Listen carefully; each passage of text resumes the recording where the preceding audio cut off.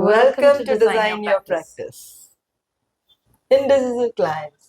Love them, hate them. What's your take on this? Oh God.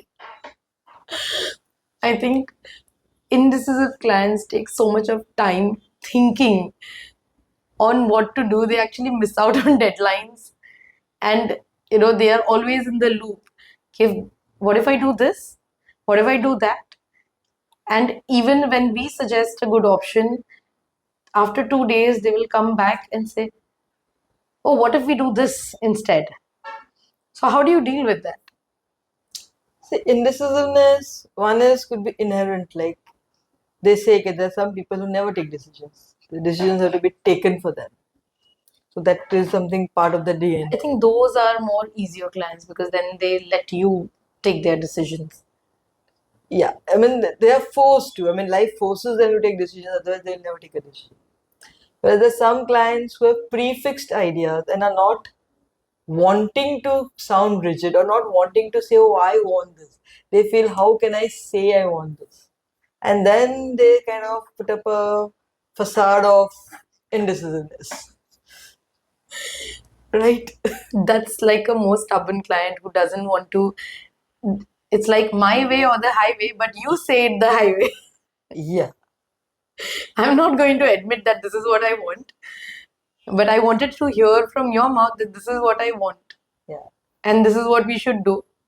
And unless and until you tell me that, we are not moving forward with the decision. Yeah. It's almost like a child telling, I want this, but you tell, I need to do this.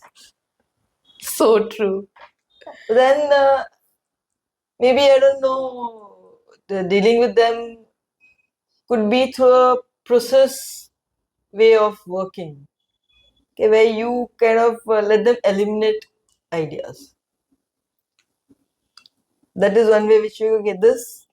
You make them be, if they want to take the decision, then you make them the owners of the decision. It's very important. Yes, another elimination methods works way more or better than the selection method.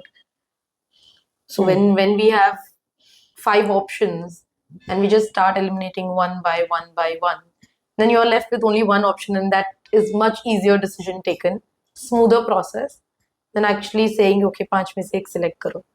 They might not be able to do that. Yeah. I remember one of the projects we were doing, we had we just gave them all options possible. And they choose, okay, I like this about this, and options, we didn't go for a layout plan at all. We went for bedroom options, we went for living room options, we went for kitchen options, and people just picked up, okay, this is the kitchen I like, this is the living room I like. So then it became their choice. We have this system or process for layouts, only for layouts basically, wherein we give most of the options which are viable. There might be some things which would not be as good, but they might be achieving something really, really different and special in the other layout. So we give all the options and then we say, okay, if you choose what are your priorities. Once you tell us, okay, we like this from option 1, that from option 2, we will create another set of options wherein what best we could include from all these options and give you the best possibility somewhere. Now in that, we probably create 2-3 options as well, and then have another round wherein we finalize the option from the permutation combination of the second round.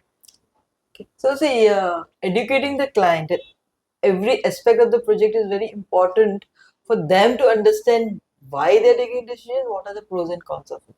So what we do as a process is in every option that we do or whatever we're doing, we tell them, okay, this is the advantages of it, this is what you're not getting out of it. And based on that, the client knows. I mean, it's very important for the client to know what he is losing out and what he is gaining. Because finally, anything is about giving up something and taking something. And in that process of elimination, we also understand what the client values. And the next step probably goes in that direction without even them telling us to do that. It's that layering of the options. Like if we're doing like for the school that we're doing, we interact a lot with the acad team who have very limited idea about how the designing or planning and everything works. They come at a very later stage. So we start giving them, okay, this is what our ideas are. We give them the images. What is it that you like? and then they start giving us reasons, okay, this is what we like, this is what we don't like. And slowly, we adopted a process where they would say this is desirable, this is not desirable, this is least thing. So we understood what their parameters are, and then eventually we added up a lot of things which otherwise would not be there. Because then we understood their concerns. I mean, they were not agreeing to things because somewhere they were thinking about, okay, when I'm going to do this, is a very nice idea. But to do this, what is my monthly stationery bill going to be? So sometimes we don't realize that they are thinking from the maintenance perspective. They are thinking because they just don't like the red color, or is it that they are thinking from how will they use it? They're not aware of it. They don't feel there's no use for this. So I think as designers, we also need to understand their background, where they are coming from, and the thought process, background of the thought process they are coming from, not just the decision. That's why people say architecture ke liye, I mean, you must have seen a lot of the YouTube videos also. This is perfect. The empathy is one of the most important aspects. Absolutely. And unless and until you actually understand the client, it's just going to be like a drawing which we've done, but it lacks that emotion and that personalization which we can create and go beyond, just the design. Yeah. So it's like I would say it's when you talk about client decision making process and all that, it's about us understanding what are the final aspirations of that person. I mean, is the client trying to show themselves, okay, from this life stage we've gone here. So if you have a client who wants to show off if they've achieved or they've reached somewhere, that's their goal. And if you're going to show them kind of minimalistic designs, they're not going to like it. So they want the show shah. Where is the show shah? And vice versa. I have this client who is very minimalistic. They don't even have beds. They just sleep on mattresses. Yeah. And I love the simplicity of, like, their personalities are also such. So you giving them a lifestyle which they require in a much better way is actually what we are doing and adding value to their life. Yeah. Because I would say that there could be 5 or 10% of clients who are really indecisive and they are rigid or indecisive in that context, or they are the people who are not able to trust you. So indecisiveness also comes from the trust factor. Like when I don't trust you, but I trust my sister so much, okay, I will go and ask her, hey, my architect is telling me this color and they're telling me यहाँ पे ये खड्डा कर दो. I mean, I am not sure. I think everyone's been there. Yeah. Some relatives, some family member, friend, their opinions do matter at a lot of times with the clients. And because they don't trust you, they would always go back to people they trust and ask their opinions. But they don't know the design curve we've probably achieved and understood, and just they will just pinpoint something which we have actually taken days to resolve. Yeah. So there are ways of developing that trust. Like if you're doing a residence for somebody, it's a brand new residence. Many times we just take their brief and start going and designing them for them. But I think more important would be to go to the old residences, sit with them, understand, take the measurements of that space. Many times, if you were to tell them, okay, this bedroom that we are doing here is something larger than your old bedroom, then they'll feel there.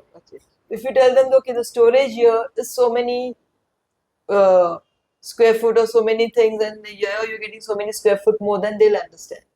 Yes, and I think it's always worked. We do work in that way, wherein we go to their previous offices or residences, see what they have. So we have a mental registration of what actually is there and what we need to provide, rather than them telling, "हमारे पास इतना सामान है, we need space for these many employees." But what is the kind of space? Are you giving them a 5 feet space, a 4 feet desk, or you're giving them cubicles? Sometimes the clients are also not very vocal about things. Yeah. And it's sometimes you don't understand, they don't realize that when you say 10 foot by 10 foot, they're not able to Visualize that. So a good way of doing also could be create a line out on site. Show them the space. Then they know, okay, this is what it is. walk through them, okay, try to understand the kitchen. Like, I remember when I was designing a kitchen for my mom, I made us when we were shifting from a old house to new house. I told, okay, this is where she was used to taking her chai ka patti from. So I said, okay, this is how you will be taking this. This is how. So whatever I was doing, it was a very different thing from a closed kitchen. She was coming out to open kitchen after spending 50 years in a closed kitchen. She was coming out to open, but all those things made a difference. Yes, So it's how you communicate. The client would be indecisive in terms if they are not able to understand. so even with the concept, sometimes clients don't understand concept. So I had this incident. We were doing a clinic, and the doctor said, "No, we want pastels." We had a form which he filled. He was very clear he wants pastels. So I was a little surprised. Why does he want pastels in his clinic? So I was like, okay, we can do something subtle with white and then the pastel yellow or pink, maybe with the tile, etc. I showed him some references. He was like, this is not what we want, but let us see. The same day we had gone for some tile selection. And I was showing, he's like, ye nahi chahiye mujhe. And he was pointing to a off-white beige tile. He's like, this is what I want. I want pastel. And I was like, that's not pastel, that's neutral. So till then he was not able to decide because I was completely showing something different from what he had imagined, but he could not communicate that well. Yeah. And the minute I shifted from that focus to a neutral, like he was completely on board. Decisions went very, very quick, and the place also turned out exactly how he imagined to be. So question has become very important in the initial stage of the project.